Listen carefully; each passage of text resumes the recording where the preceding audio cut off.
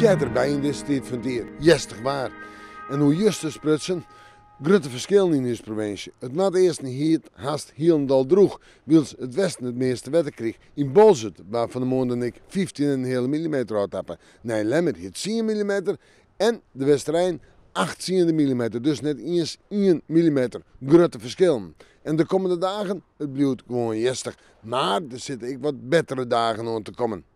Joen en vannacht. Rijn, lichte Rijn en het Rijn krijgt wat meer een buiig karakter. Het meeste wetter verwacht ik in het noordelijke pad van de provincie en in het watergebied. Temperaturen vannacht 8 of 9 graden. De wind zuid-zuidoost, eerst nog matig en vrij krachtig, maar die wind houdt hem vannacht del en wordt zwak, krijgt 1 of 2. Morgen weer een protte bewolking. Rijn, lichte Rijn, nou een paar buien en buikers ging beter zitten. Misschien zelfs maar tonger. Met die kans is het gerust in het westen, het zuidwesten en het zuiden van de provincie.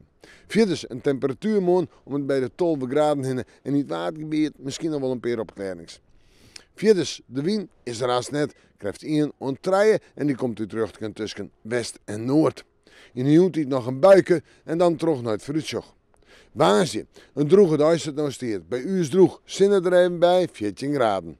Tongetje, buien, buikers, en dat begint al in de joen en in de nacht van Waasje op tongetje. Buien en buikers, maar een temperatuur om de bij de 14 graden heen.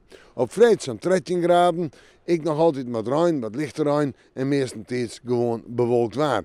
Maar sneeuwen kan wel eens een droege dag worden, maar redelijk wat zinnen. En dan begint voor u die eerste vakantie bij Matamon. Maar weer even in het Waasje.